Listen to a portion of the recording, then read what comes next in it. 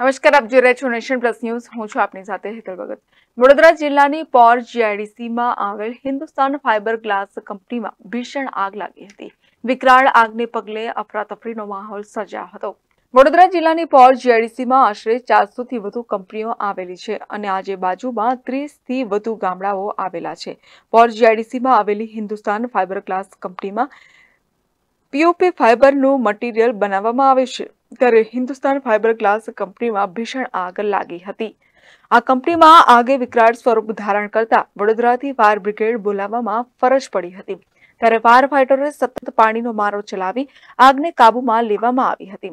આગ એટલી ભયંકર હતી કે કાબૂમાં લાવવા માટે આશરે 4 કલાક જેટલો સમય લાગવા પામ્યો હતો. આ કંપનીમાં ફાયર સેફ્ટીના સાધનો હતા કે નહીં એ પણ તપાસનો વિષય છે. કંપનીમાં આગ લાગવાનું કારણ હજુ બહાર આવ્યું નથી. પોર જીઆઈડીસીની અંદર હિન્દુસ્તાન ફાઇબર ગ્લાસની અંદર ફાયર થવાનો call Vadodara fire and emergency ટીમને મળતા તાત્કાલિક જીઆઈડીસી અને પીઆરસી ફાયરની ટીમ ઘટનાસ્થળ પર આવી આગ કંટ્રોલ કરેલ છે. અત્યારે હાલમાં ટોટલ ફાયરની 3 ગાડીઓ સ્ટાફ સાથે અમારી સ્ટેન્ડ બાય છે અને અંદર કુલિંગનું કામ ચાલુ છે.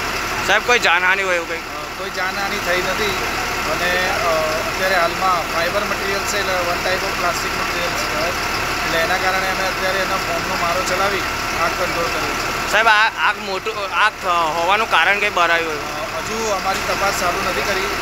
જ્યાં સુધી આગ સંપૂર્ણપણે પૂર્ણ ના કરે ત્યાં સુધી અમે પહેલાં ફાયર પર ફોકસ કરી અને પછી આગળની કાર્યવાહી. કેટલા કલાક સાહેબ આગ ચાલુ છે? લગભગ કલાક 1 જેવું થયું અમારા.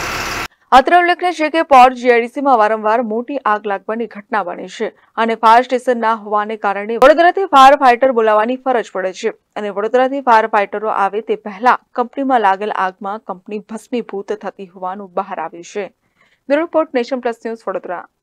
સમાચારોના સતત અપડેટ માટે નેશન પ્લસ ન્યૂઝના યુટ્યુબ ચેનલને સબસ્ક્રાઇબ કરો, બેલ આઇકન દબાવો અને ફોલો કરો ઇન્સ્ટાગ્રામ, ફેસબુક અને ટ્વિટર પર.